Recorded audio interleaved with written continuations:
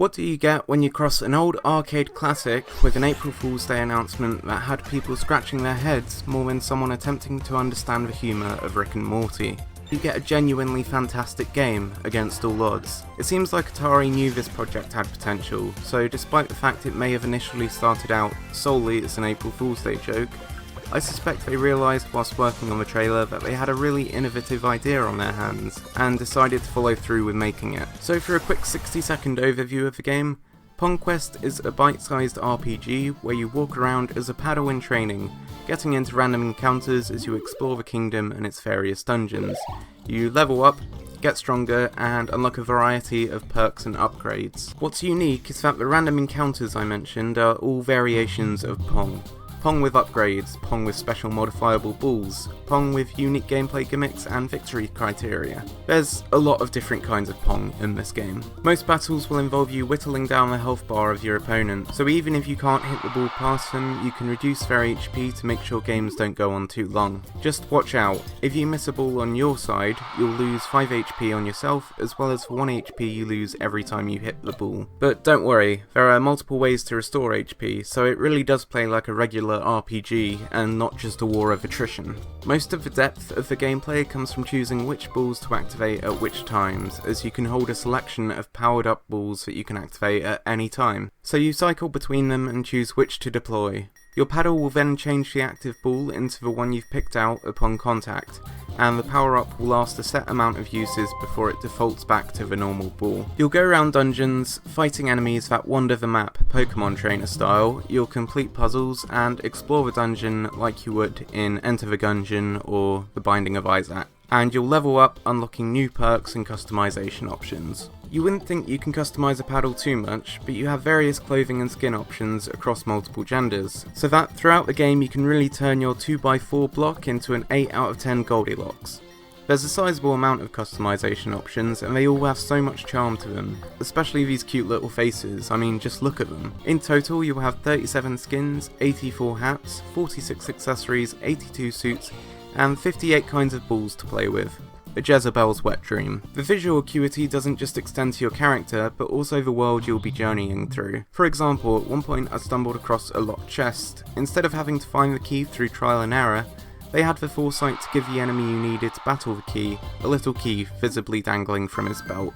So as a player, you didn't have to waste any time. Not only do you unlock a variety of hats, suits and accessories just from beating random battles and completing quests, but you get a crap ton of them, and they seem to reference various games as well as allowing you to create any kind of character you can imagine. The puzzles in the game were very basic, I won't lie, but they gradually got more and more complex and they introduced more to the game so that by the end of it, it comes a far way from the simple remember these 4 colours puzzles or match 2 puzzles earlier in the game. At the end of the day, each battle is just a game of Pong, but they provide enough gimmicks and twists to the formula that it's still exciting, and despite playing the game for a lot of hours, it never really got stale for me. I really like the fact that they've based each dungeon around earlier classic Atari titles, so even as the game goes on, you progress and get different mechanics introduced and new ways to play Pong, so it's not just literally playing Pong for 10 hours. I like that they attempted to achieve some verisimilitude throughout the game. I mean, at the end of the day you're playing as a Pong paddle,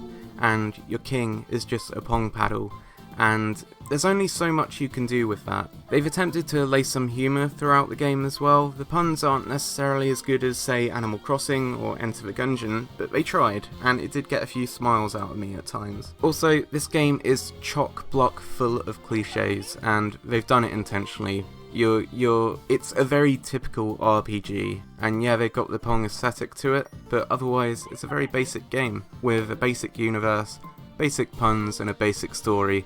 It's not trying to be anything it's not. I feel like once it got past the point of being an April Fool's joke and the developers were trying to think of how they could make this game, there was a lot of ratiocincation with how they thought the features to develop, how they were going to write the story in, the mechanics and everything. And they took a very basic concept and developed it into something quite unique.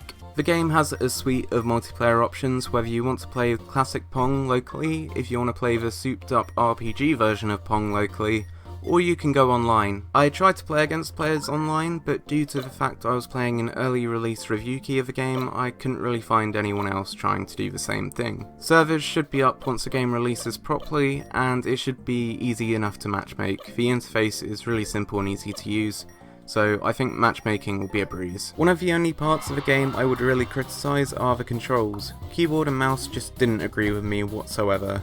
The up and down arrows didn't feel precise enough compared to a controller's analog stick, and switching balls to deploy on the go just didn't feel smooth enough unless I was using the shoulder buttons of the controller. In general, I'd probably recommend getting this game on a console instead of PC, especially if you don't have a gamepad compatible with Steam to use. Even once you do have a controller, deploying the right ball at the right time in battle can be very finicky, and even managing your inventory outside of battle can be cumbersome.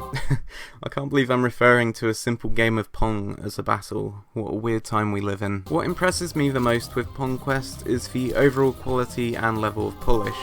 Getting in and out of battle is done so quickly without tedious loading screens, and every progress bar, menu sound effect and animation just feels so polished that I'm pretty sure I could see my face reflecting off the game at points. I only ever experienced one bug where a puzzle didn't register my actions the first time, but I think that was just because I did it too quickly without letting the game catch up. There is a debate to be had for just how enthralling it can be to play Pong against an AI, but as well as multiplayer options available for the title, the single player game does seem to offer a variety of skill levels, which I really appreciate that they thought it out. Not only do the opponents you go up against vary in difficulty, but if you go in the options menu you can change the game from easy to medium to hard, so they've really thought out the fact that a simple game of Pong generally goes one of two ways. Didn't even think about that. Some opponents seem to make stupid decisions leading to a quick victory, whilst others seem to be very astute and counter every move I made with swift speed and cunning. The boss fights in this game in general were exciting endeavours, and each seemed to offer its own unique challenge and gimmick. It seems they've intentionally based each dungeon loosely around a classic Atari title, so the gameplay avoids getting too repetitive as you progress through the story. Overall, the gameplay is fun and concise enough that sitting down to play it was enjoyable, whether it was only for 10 minutes or even if it was for 2.5 hours like the first time I booted it up. I'm really glad Atari were willing to embrace this new formula for one of their classic games, and I commend them for how professionally they've made the title. Despite Atari being the license holders to the Pong formula, this isn't actually the first time an idea like this has been made. Earlier in the year we had HYPERGALACTIC Psychic Table Tennis 3000, which can pretend to be table tennis as much as it wants, but let's be honest, the gameplay is identical. I've also played a few cheap mobile games that give the Pong formula some RPG mechanics, and there are games like Wizorb, released way back in 2012, that took the Block Breaker formula and turned it into an RPG. In fact, I think one of the next trends in the gaming industry is combining ridiculous genres together. Ever wondered if a golf game could be made into a role-playing game? Then here you have Golf Story on Nintendo Switch. Want an open-world pinball game? Yoku's Island Express has you covered. They sound like jokes when mentioned briefly, but these are all real projects, and coincidentally, they're real fun too.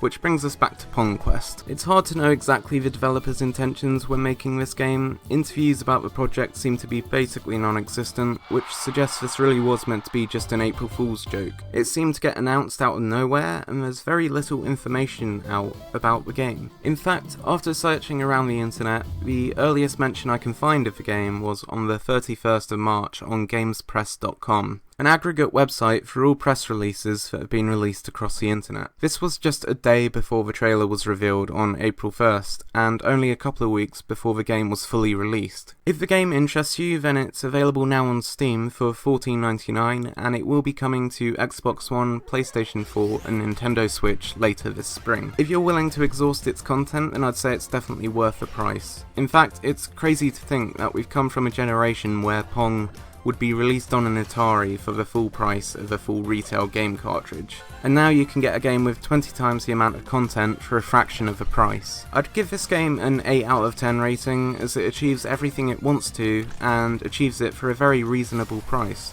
As long as you don't go into it expecting anything profound or anything that will blow your mind, then it's definitely worth it. I'd like to thank Atari for sending me a review key. I had a great time with the game, and I definitely do recommend it. I, for one, am excited to see where our new Pong overlords take us, as Atari seems to have really been on their A game recently, and I can't wait to see some of the new formulas they come up with for their old classic ideas. They are some of the giants of the industry, and when you're trying to keep up with Sony, Microsoft and Nintendo, you've got to do something pretty unique, like turning Pong into an RPG. Thank you for watching this video. I had a great time making it, and if you're new to the channel, I'd really appreciate if you could stick around. I've come back from a 3-year break and I'm wanting to make a lot of videos like this, and I definitely want to bring some positivity back to the platform, so I'm going to be making a lot of videos about games like this and why developers are doing some great things at the moment.